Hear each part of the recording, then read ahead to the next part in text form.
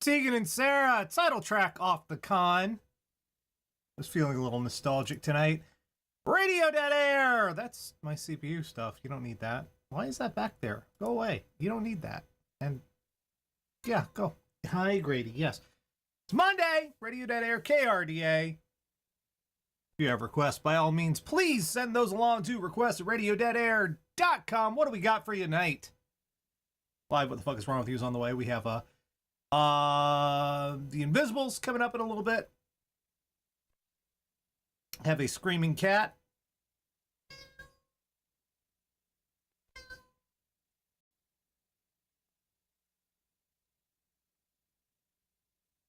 Hello. How are you? What's going on? Oh, really? That's fascinating. You want to share more about that?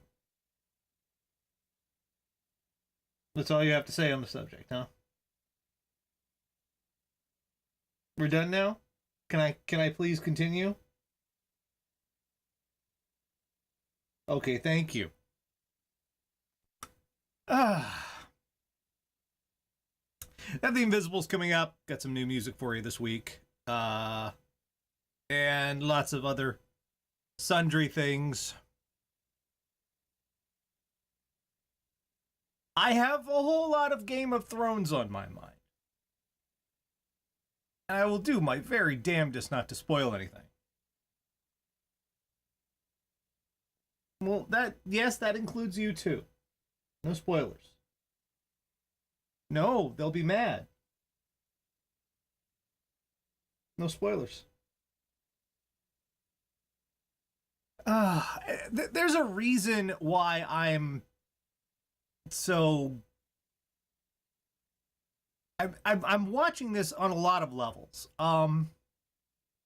Mainly because this is a year where a lot of big media franchises with a lot of investment in them are accumulating.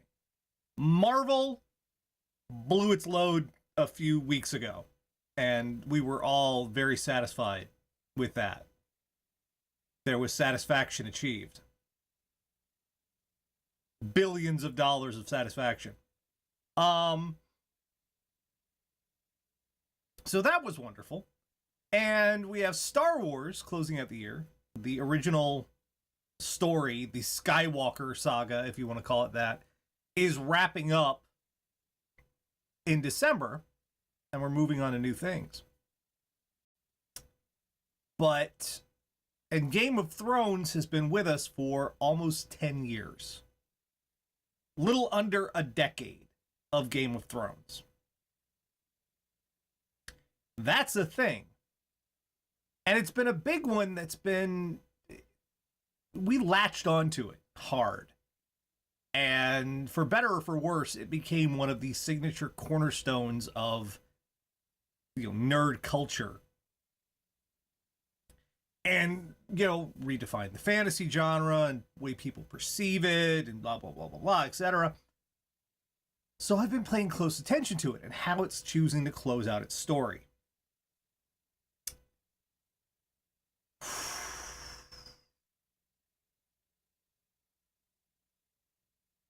I don't know whose fault this is. I don't know if it was our expectations or the things we projected onto some of the characters, or if this is the showrunners going off in their own direction, or if this is G.R.R. Martin's vision. Certainly it's his intent, if not his specific idea for how the shape of the story would progress. They're working off his information. If he was not cool with it, we'd have heard something. If he was like, that's not my ending, I'm doing something completely different, we'd have fucking heard something, because that is not a quiet man. He doesn't give a shit. He has no reason to give a shit. He has all the money. He has fuck you money. He don't need to give a fuck. So we have some accumulating events that have been hinted at over the past 8 years. And I will grant that they did plant the seeds for what is coming for what came this week and what's going to show up to next week in the ending. But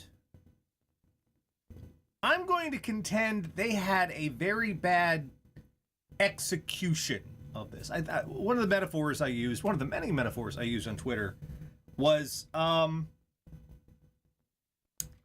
they were baking a cake. All right?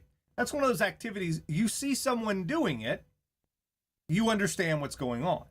It's a cake. You know the process, and you know what the end result is more or less going to look like. It might not be identical, but it will have some cake-like properties.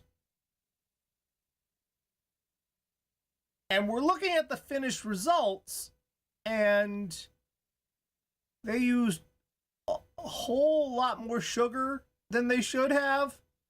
Maybe a little too much butter. And they didn't whip it well enough. And it's all kind of gooey in the middle. So technically it's a cake. Technically. But only technically. What's going on here is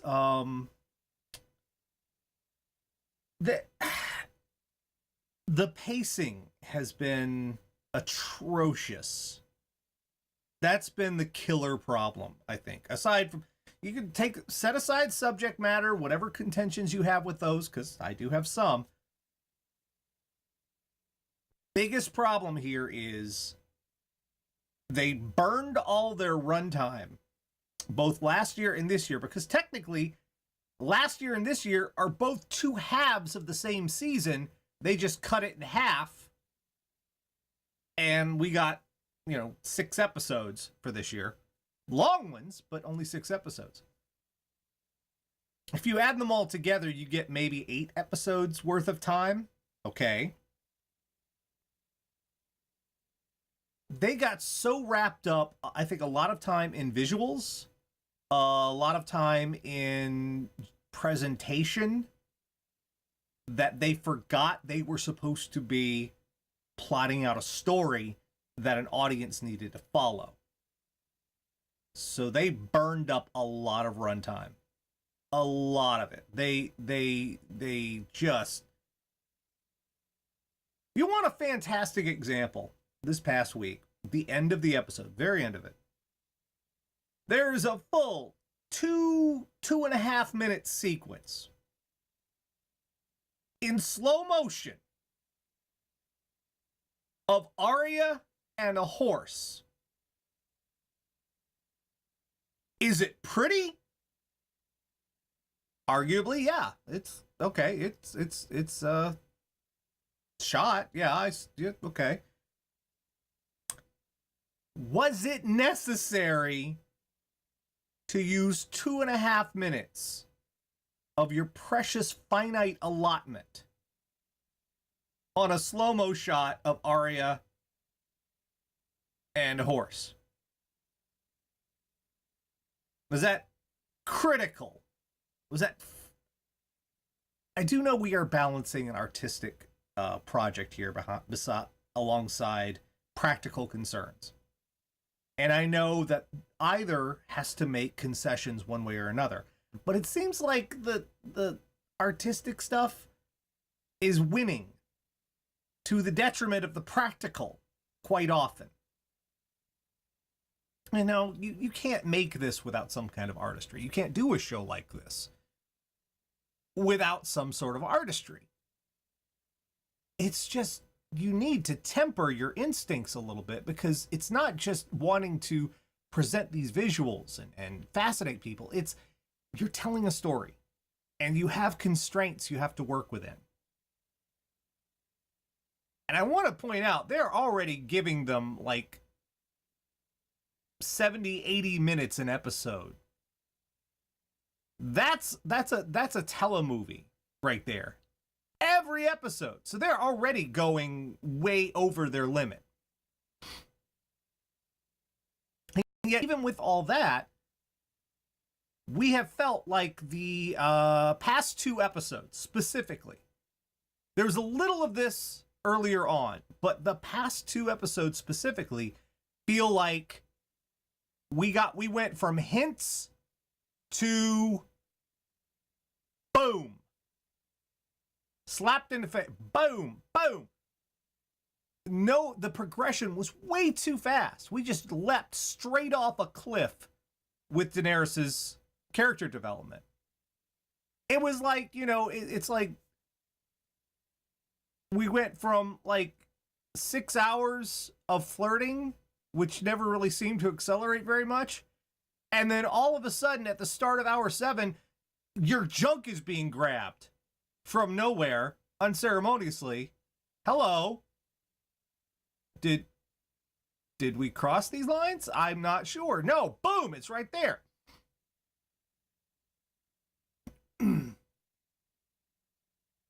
And to have the intent to do something, to have a character change and alter itself, for better or for worse, has to be informed with not only within the constraints of the time you have, but within the story itself. Dropping hints and foreshadowing and, just, it's not enough. Acting is doing. Or, to be better, acting is reacting. And there just wasn't enough. Now, I do want... There were some other things here. We're going to be a little switching sides. To be fair, years back, around the whole Marine debacle, the speaking of burning up runtime, Torn. Sorry, something stuck in my throat there. Do you remember when, in a fit of pique and rage, Danny started putting motherfuckers on crosses? Y'all remember that? You remember that back in... Yeah? I told y'all. Uh-oh. This is some hints.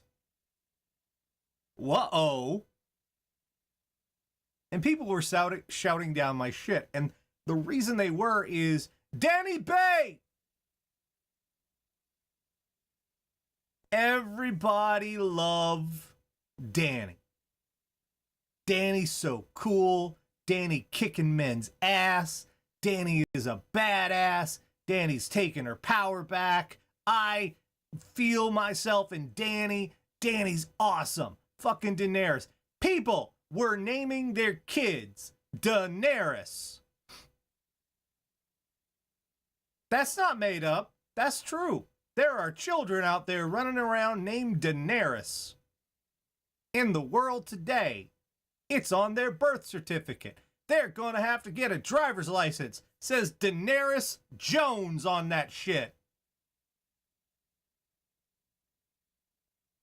Fucking, people lost their shit over Daenerys, but the reason they did was when she was really unleashing the bullshit, the horror, the fire, it was on people that we all generally agreed were nasty people, and we didn't mind if they were getting roasted alive. Slavers. Fuck them. They have slaves. Burn them. Warlocks. They're creepy motherfuckers. Also, they kidnapped her, and they're creepy. Fucking burn them. Mercenaries. They're coming to help the slavers, and they're kind of squicky, and they're really mean. Burn them. There was a pattern here. We were collaborators. And that's why I feel like everyone's saying this ending is unearned. It's not. It's been clumsily executed. But this was coming.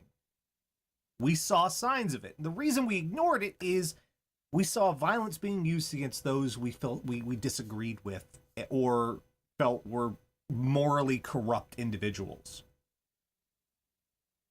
Daenerys never saw it that way. Because in her mind, she is a ruler. Moral corruption or moral purity is her provenance to divine. Because she is a ruler. She decides these things. They are not universal concepts. She decides who is good and who is bad. Or more precisely, she decides who is an ally and who is an enemy. And at the time, all of the people she was setting on fire, while they were horrible individuals, they were also enemies or impediments to regaining her throne. That's the critical part.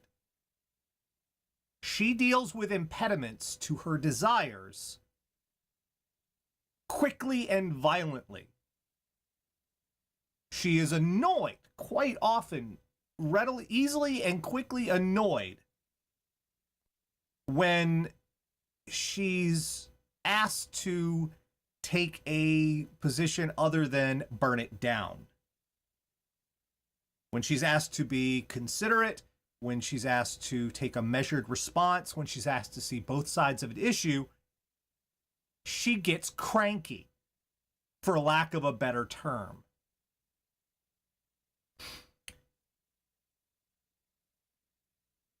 While we were cheering on her behavior, we were kind of enablers.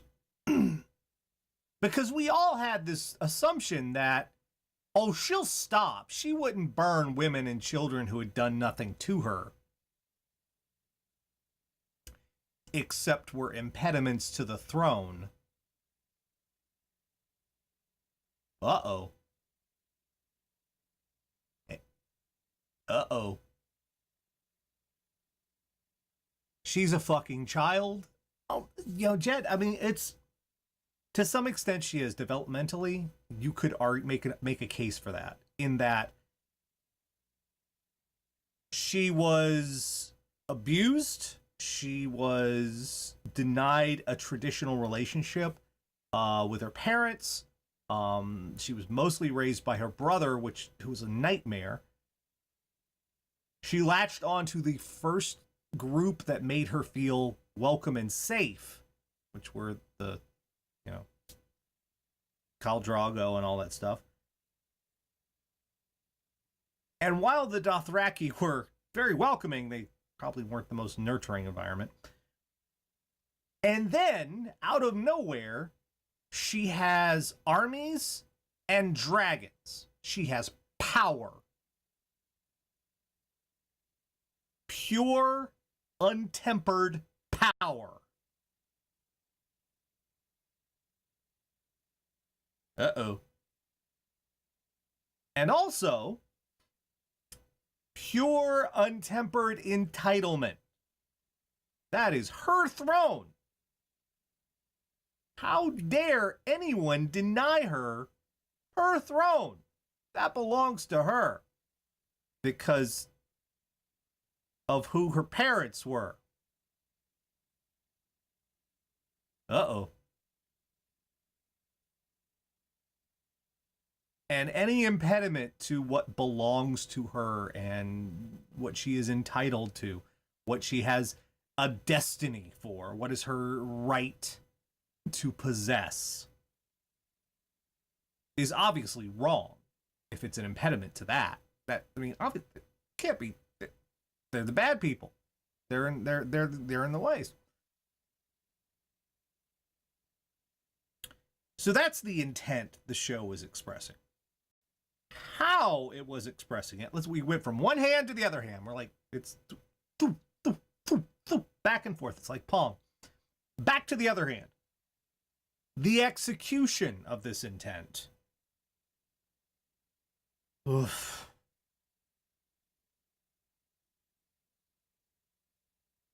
we have had about an entire season and then some. Probably about a season and a half of men who are her advisors, her trusted advisors, who are supposed to tell her aspects of the world, cultures, politics, battle strategy. These men undermined her at every turn. And that didn't come off well.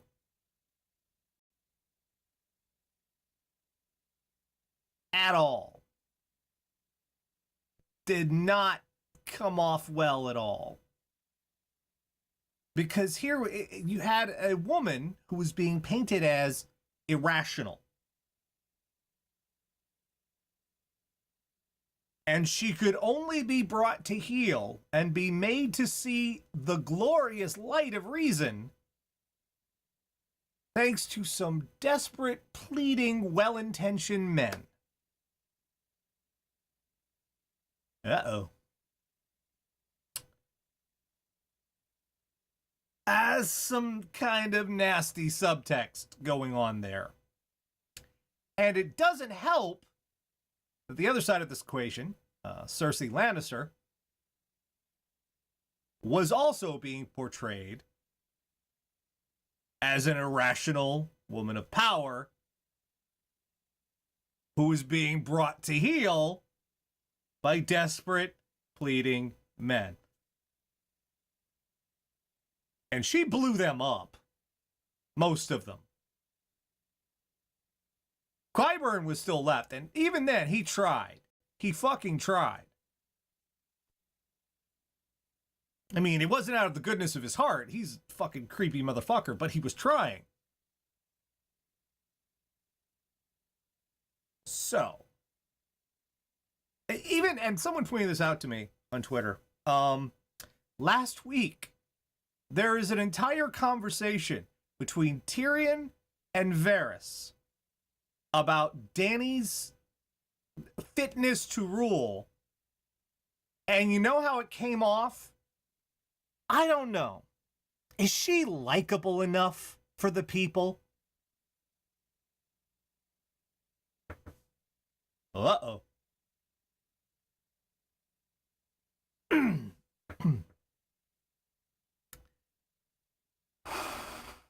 Yeah.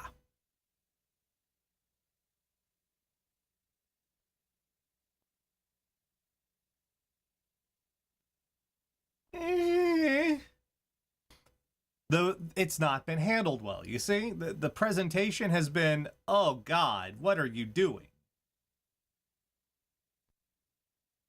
And then also last night, you have an episode with a lot of shots that were informed by footage of the streets of New York during 9/11. There's no other way to say it, because 9/11 brought a whole new visual aspect to disasters or acts of violence that we as Americans were not familiar with. If you're in any other part of the country, that shit, or part of the world, that shit was a regular fucking occurrence, often because we were doing it. Let's move on past that. But 9/11 was when Americans were first presented with terrorism in that fashion, and we got stuck with the streets with the clouds and people with the dust on their faces and everyone running and the big, that big billowing dust right at we had those images. So you'll see many movies in the almost, oh my God, it's almost been 20 years.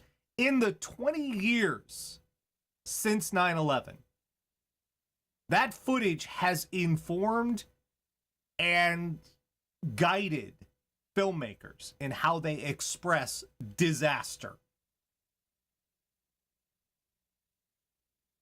Oh. So we have 9/11 imagery, is what it comes down to. The people running in the streets, screaming, there's smoke everywhere. It's fucking stuff on their face. All hell's breaking loose. No one knows what's going on. Oh my God. And who is bringing this 9/11 imagery? Where is this coming from? Well, yes, for one thing, it is coming from a giant fucking dragon in the sky dropping fire on everyone out of nowhere. You were helpless to it. Okay. And also, it's on the backs of an army of Eastern savages who are enabling and running through and pillaging a city. And we're getting 9/11 imagery. Uh-oh.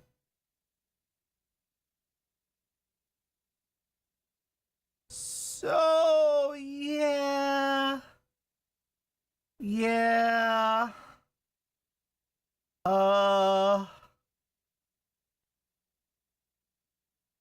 See what I'm talking about? The execution of this intent. There were ways to do this that involved way more competency than the showrunners have expressed. I am exceedingly trepidatious for the D&D's upcoming Confederate series. If you haven't heard about this, this is being made for HBO. It's a what if the South didn't lose the Civil War and there was still slavery today. Now think about all the stuff I just described and that kind of series being handed to the people responsible for all the stuff I just described. Uh-oh. HBOh dear. I know, right?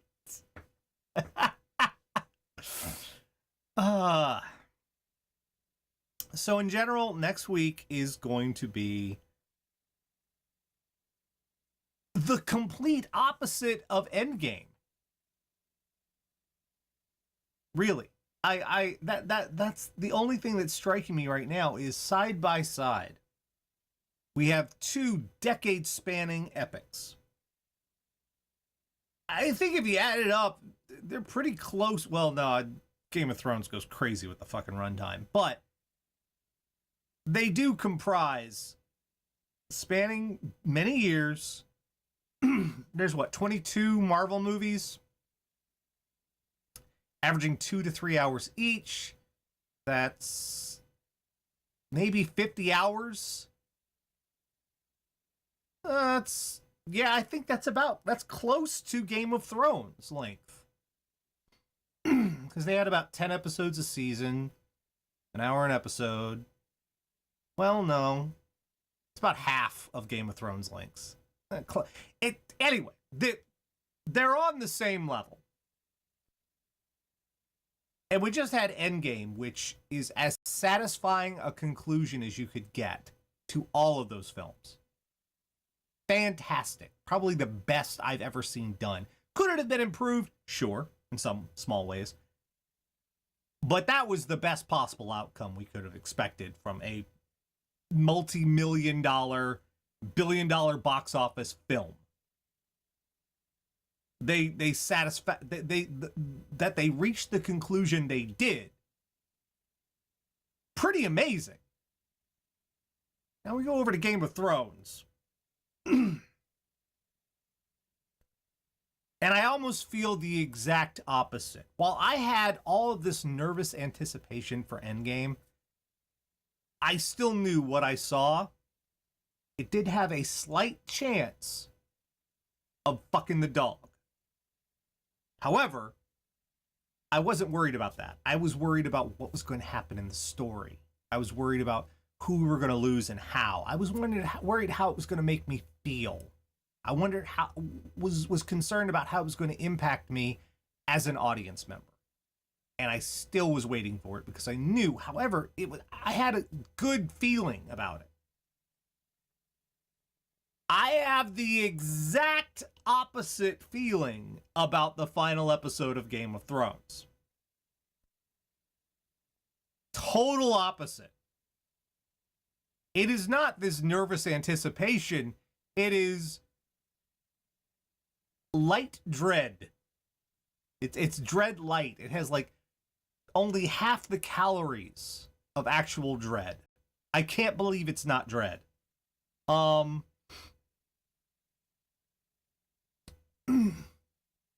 that's what I'm looking at going toward next weekend. I've read some leaks. I don't know if they're accurate or not. If they are, oh.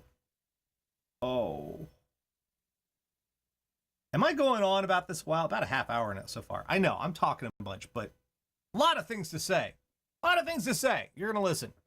Or not. You can mute me. It's okay. My overall feeling of the show is it has been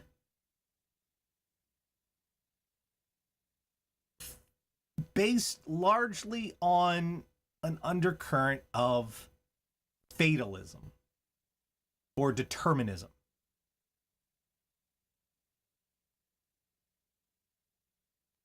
We were being led to an idea that maybe, and the show's metaphor for this was, maybe they could break the wheel.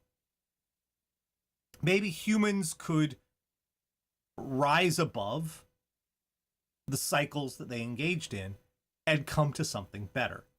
That was the aspiration of everyone. Well, not everyone, but the better-natured characters of the show. That was their aspiration. And it was competing with a fatalistic, an idea that our things are set, so why the fuck even try, because this is just how people are. They're gonna fuck it up. There's no point looking to make anything better, so just give up. Just fuck it. You gotta live with it. Take what you can, give nothing back. Wait, that's a different horrible series. And this was most encapsulated by one character who has, across 8 years, been consistently vindicated. And vindication in fiction is a way of expressing to the audience the intent of the story. I hesitate to call it winners and losers. It's more like if you see who is accomplishing their goals to their own satisfaction and how they're doing it, you have some idea of what the story is trying to convey. There's been one character, and this week he accomplished his goal to his satisfaction, by God. And one character, start to finish, who has encompassed that, and that's the Hound, Sandor Clegane. Go back and look. Every season,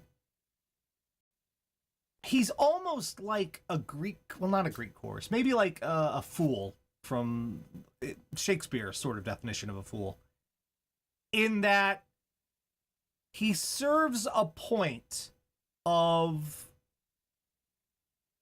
deflating the other characters. He has no pretension, and in fact resents and despises pretension in all its forms. And while we do see glimpses of him trying to give in to the better angels of his nature, more often than not, he reverts back to, fuck it, why bother?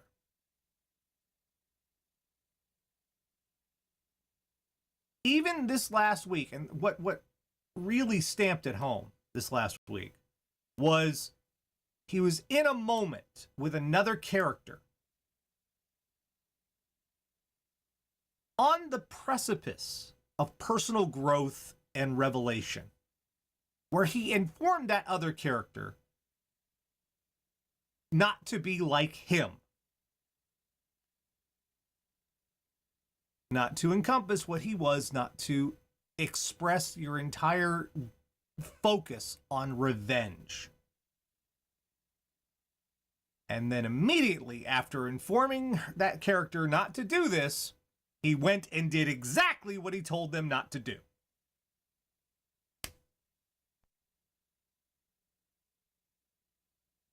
The very fucking thing. He was right there about... Because everything he said to that character was applicable to him. He was this close to stepping off. This close. And dropped it. Cause splat.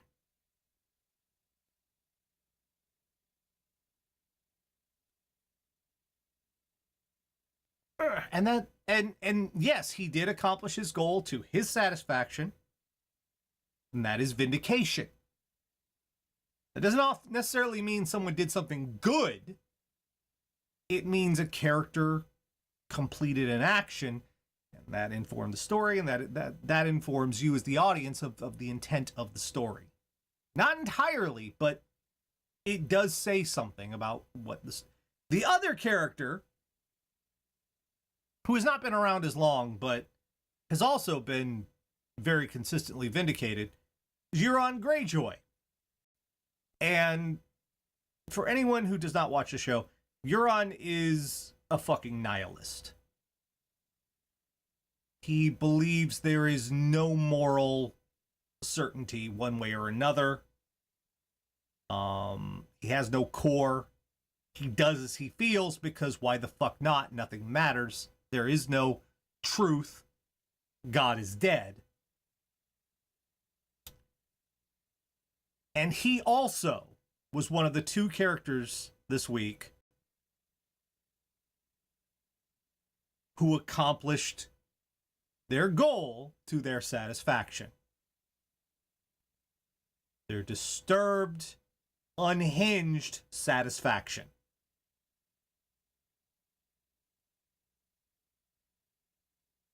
Uh-oh.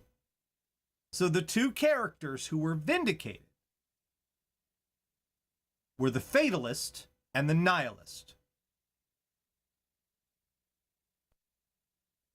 Oh, for fuck's sake. In fact, it's not even real nihilism. I have a term for this. It's third semester nihilism. And you may have been familiar with this yourself, or you may have experienced it yourself. Here's how it works. Your first 2 semesters of college, you go through a number of introductory courses that are compulsory for just about everything you're going to get into, whether it's science or arts. There are some basic courses. Among them are English Lit 101, quite often Psychology 101, and Philosophy 101. And that happens over your first 2 semesters, thereabouts. And what you pull from that is Sartre, Nietzsche, and Skinner. Third semester nihilism comes most often from suburban white boys who think they have discovered a revelatory truth. And that's a lot what this show that is what this show is doing, is third semester nihilism.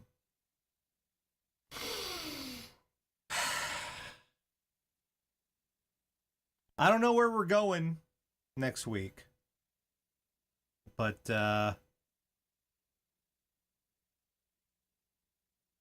also, hey folks in the channel who have to announce, oh, no, I'm not going to be here for this. I'll come back later for the other thing. Why do you feel the need to announce it? Why you gotta be so rude? Jesus. Really? You had to type that? You had to? Why? Couldn't be just like, I'll just come back later. Yo, you had to express your dissatisfaction. Come on. come the fuck on. All right. I have babbled for a while, but there's a lot to be said about this, and come back to it another time. But that's my what I've come to on this. Next week's gonna be a mess. All right. Now we're gonna do the Invisibles. For those of you just joining us for the first time, Radio Dead Air used to be audio only. Made the jump to video, but there's a lot of really good songs that don't have videos, so I like to set some time aside to share those with you.